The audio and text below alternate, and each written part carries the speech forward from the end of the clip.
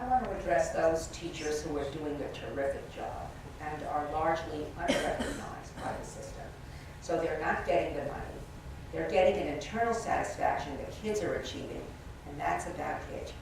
And what I started many years ago, 8 years ago, was to reward, and I was a teacher in the classroom, and I go back a little bit further than you, Jay. Impossible, there weren't schools. My starting salary was $4,800 a year. We were making big bucks, 7,000, wow. In any event, nobody ever, it seems to me, pats a teacher on the back and says, you have done an outstanding job this year. And so, and I've been living with this thought for a long time. I incubated it. And about 8 years ago, we started a ceremony at the Harvard Club, recognizing outstanding teachers and outstanding principals.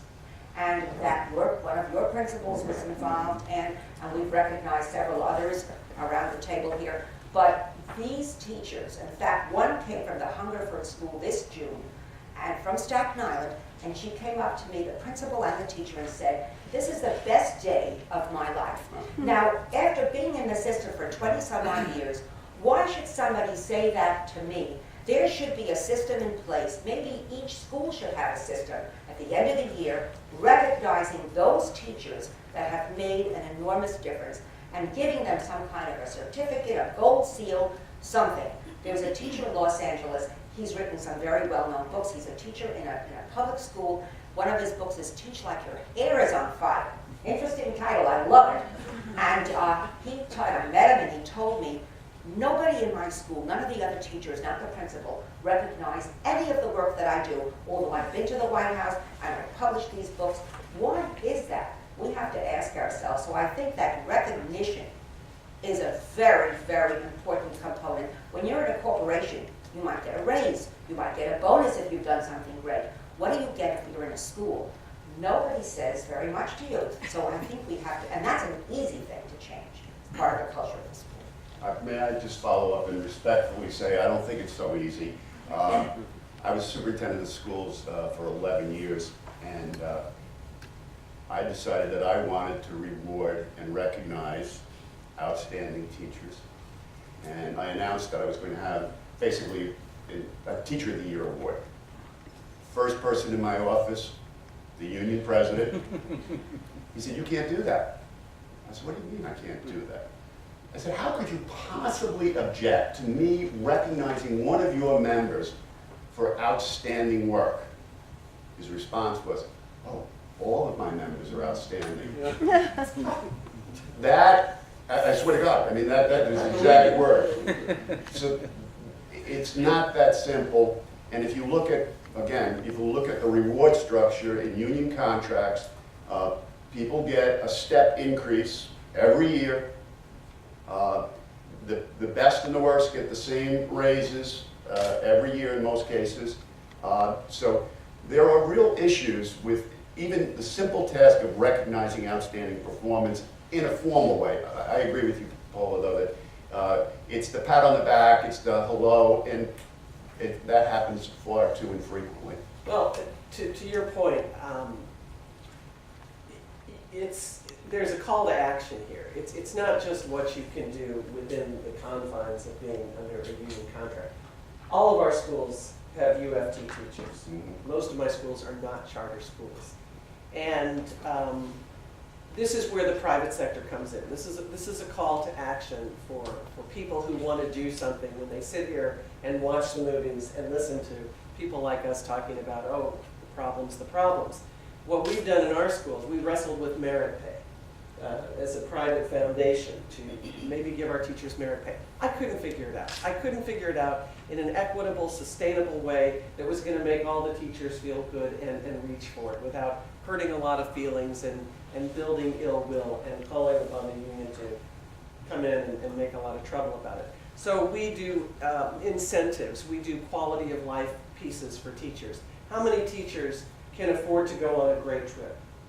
Very, very few. But we certainly can do something like providing a teacher travel ship. I learned about a travel ship through the Lockerbie air tragedy. Apparently one of the young victims on that flight was a young teacher from the suburbs of Boston. And in her memory, her parents set up a travel ship in her school district, and every year would award a teacher who applied for the travel ship a stipend of $4,000 to go out into the world. You know, there's some things we can't learn out of a book. Go travel, get smarter, bring it back to our kids. It would have a wonderful effect. We've adopted that. It's a quality of life issue that addresses a lot of things for teachers that our pay scales and our unions cannot. And we're able to do it. And when I put it out there because there are things that we can do as a community to get into the schools, and instead of whining about it and complaining about it and angsting about it, there are definitely things we can do. So each year we have teachers applying for our travel ships, and we award several of them. I've not only done this in our public schools, I've done this in private schools all over Manhattan. And say to the teachers, okay, tell us why you should have a travel ship. What have you done to distinguish yourself as a teacher? What do you want to do with the travel ship? There's no strings attached. They don't have to use it for their curriculum. Just go out. We'd rather they not rent a share at the Hamptons house. But just go out into the world, go on an archaeological dig, do something, get smarter, and bring it back to our kids. So I think if we think more in terms like that of how we can contribute as the private sector, that's very, very helpful. Well, I just wanted to respond to what Jay said, and Ann, that's a terrific way to do it. I think it's great. But I also came up against the unions. They said, look, we can't, you're asking us to pick one of our children. They're all our children. That's like asking a mother to pick which child is your favorite. And I said, I understand that. But we're going to do it as another entity, and that's the newspaper. A different entity can do this that is outside of the union, and the union did support us. But they were not the ones who made the choice, and that got them off the hook. So we still were able to reward the outstanding educators, and that's how we got around it.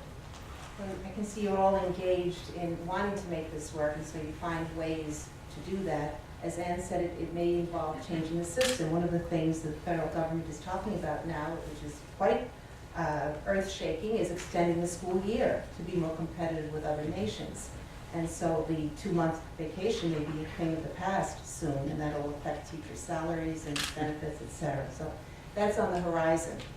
I also want to say, of course, we're here as part of Grace Outreach, which provides teaching and counseling for young women to pass their GED and go on to college. And we have one of our outstanding teachers right here, Ziki, and each of the teachers is outstanding in their own way. I am particularly inspired by Ziki because I spent some time in her classroom.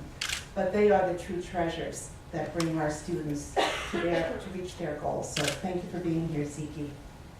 I want to go on now. We have specific questions. We'll begin with Mr. Dinger. We may have to shorten the questions in the interest of time. The new Common Core standards have provided an opportunity for publishers of educational materials to adapt and modify their products to meet the new set of expectations in math and English language arts. The Bill and Melinda Gates Foundation has awarded $19 million in grants for the development of educational materials that will align with these new standards. So, Mr. Dinger, as president of the Sadlier Company, which provides textbooks for decades now for children, my own children have used them and have benefited from them, how are you responding to this challenge? And do you think it would be useful to have an independent panel that would be effective in providing quality controls and guidelines for these new standards of educational materials?